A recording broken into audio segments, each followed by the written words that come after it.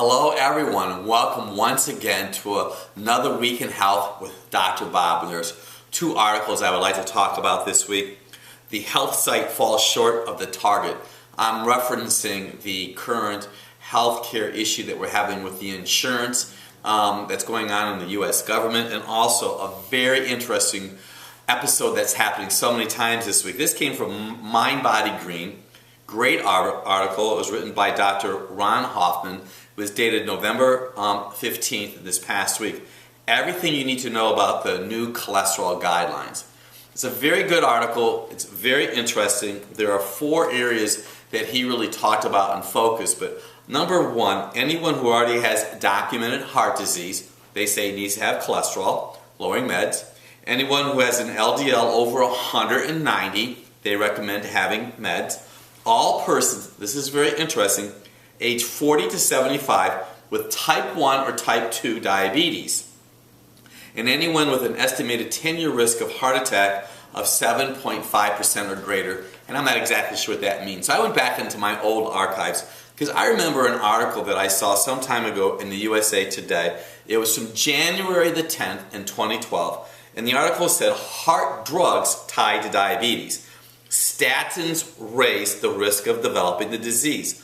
1 in 4 Americans older than 45 years old have a higher risk of diabetes because they take cholesterol-lowering statins. So the article says, any person age 40 to 75 with type 1 or type 2 diabetes. So that kind of confused me right now. You can do a little bit of your own research. I'm going to tell you what Dr. Bob does every day. I eat a half a red apple. It'll lower your cholesterol up to 13%. At least a 1/3 cup of beet fiber, statistically known to help lower your cholesterol up to 40%, and 1 medium carrot. That's what Dr. Bob does. Let's talk about the other article.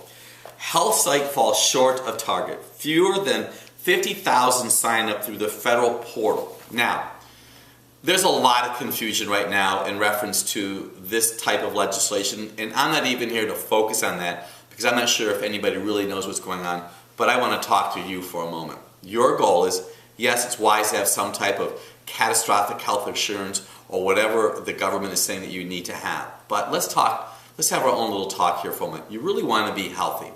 Your ultimate goal is to have your weight to be within your normal BMI. So I want you to take your height and your weight and go to a calculator on the internet and find out what your BMI is.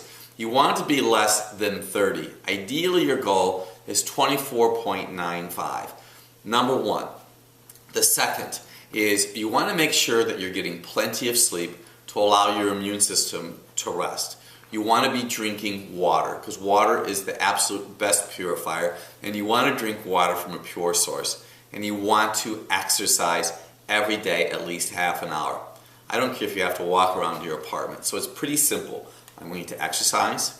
I want you to drink water.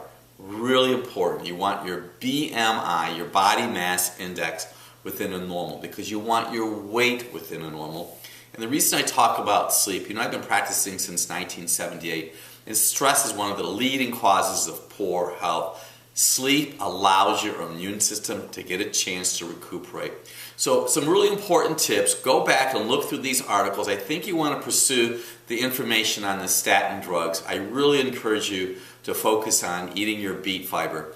What really causes cholesterol to go up? High sugar content, stress, and trans fatty acids. My name is Dr. Bob DeMaria, the Drugless Doctor.